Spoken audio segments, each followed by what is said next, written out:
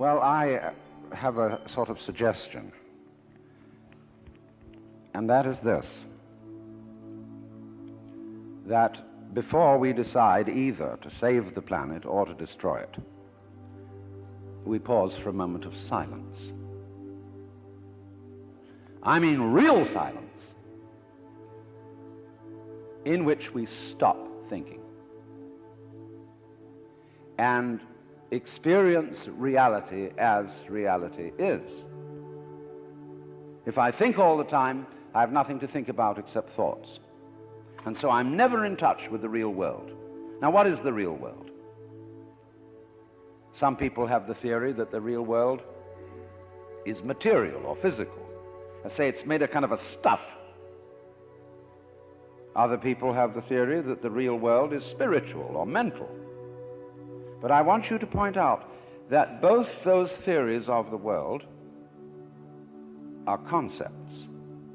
They are constructions of words. And the real world is not an idea. It is not words. Reality is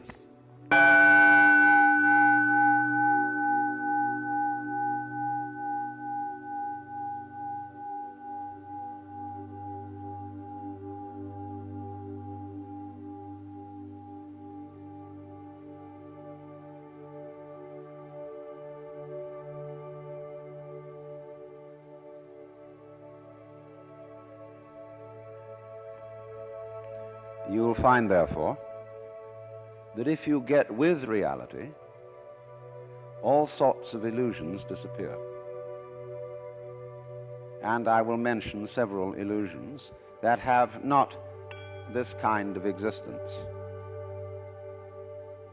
Let's begin with some very down-to-earth ones, like money. Money is a very useful method of accounting. It is a measure of wealth in the same way as inches are measures of length and grams measures of weight.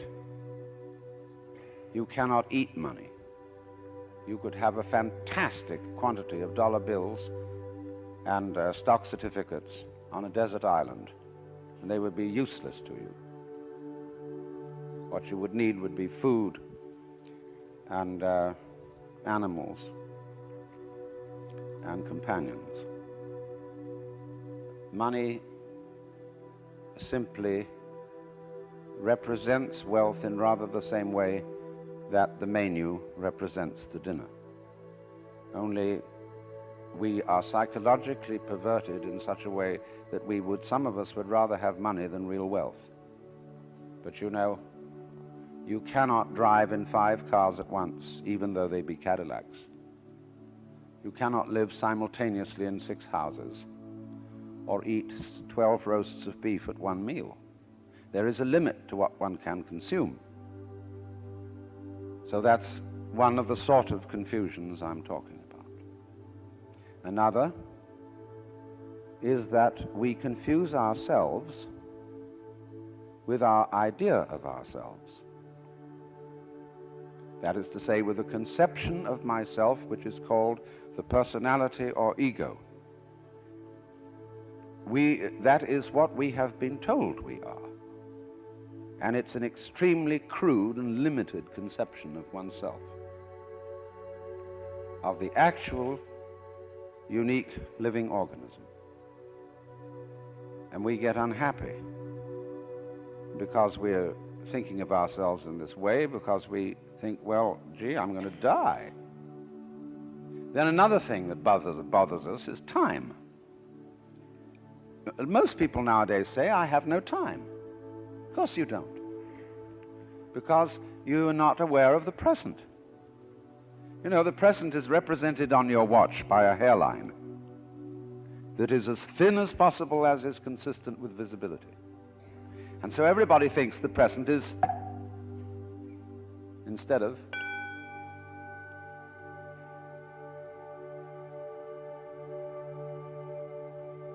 now.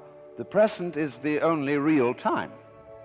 There is no past, and there isn't a future. and there never will be. We think ordinarily of the present as an infinitesimal point at which the future changes into the past. And we also do a terrible thing. We imagine ourselves to be results of the past, and don't realize that the past is caused by the present, as the wake of a ship flows back from the prow. Now, the wake doesn't drive the ship any more than the tail wags the dog. But we've all got excuses. Well, my mother had a fit while she was carrying me in the womb. They didn't bring me up right. And then they go to the mother and say, how is it that you could have been so irresponsible with your children? And she says, well, it was my parents didn't bring me up right either. And so everybody passes the buck. But the truth of the matter is, it all begins here. This is where the creation begins. And you're doing it and won't admit it. Because, of course, you're all God in disguise. Jesus found that out, and they crucified him for saying so. So this is a very odd thing for Westerners to understand, and particularly for Americans, because we are so fixated on the future. When we say we want to put something down, we say it has no future.